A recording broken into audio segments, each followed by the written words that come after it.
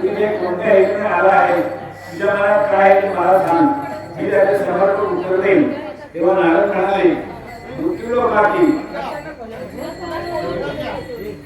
सर्व लोक नाना जीवकोटीतून जन्म पाहून आपापल्या पापकर्माची फळे भोगत आहेत, नाना प्रकारच्या दुःखात दिसत आहेत, क्लेश पावत आहेत. तेव्हा जर आपली मनवर कृपा असेल तर त्यांच्या दुःखांचा स्वरूपाच्या कोणत्या उपायाने उपशम होईल तो मी सांगतो. मी श्रवण करण्याची तुमची लोकांवर कृपा करण्याची इच्छा तू चांगले विचारले आहे. जो उपाय मनुष्य महान मोठा होऊ शकतो तो उपाय मी तुम्हाला सांगतो.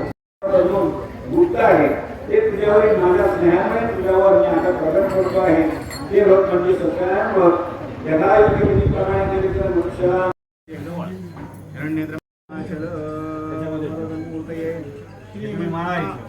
गणाधिपतये नमो नमः.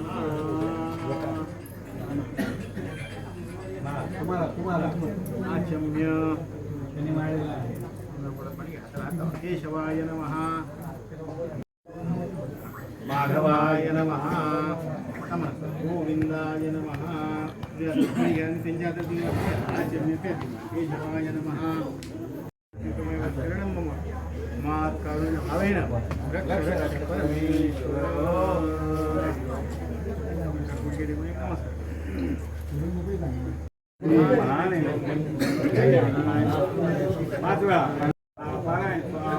ब्रह्मणे स्वाहा. उत्तरभूषण नैवेद्य पानीयम मुख प्रक्षालनम हस्त प्रक्षालनम क्रियते.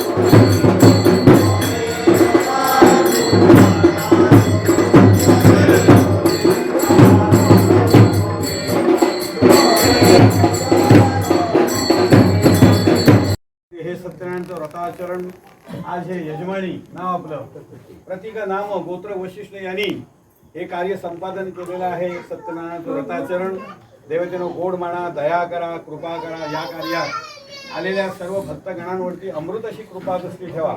सर्वांचा सांभाळ करा. सर्वांना ज्ञान, प्रगती, शांती, वृद्धी, चैतन्य द्या.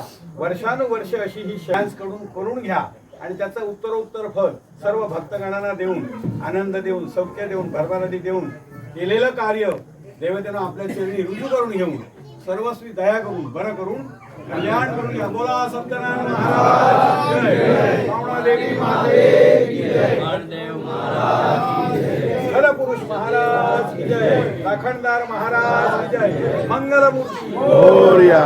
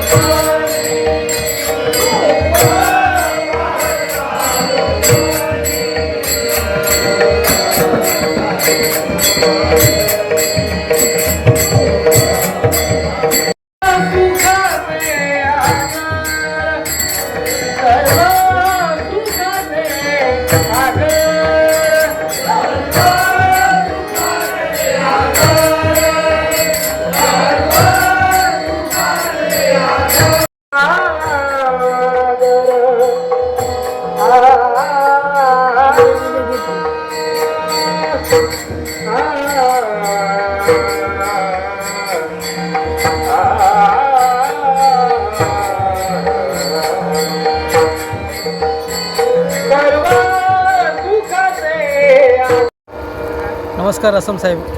आज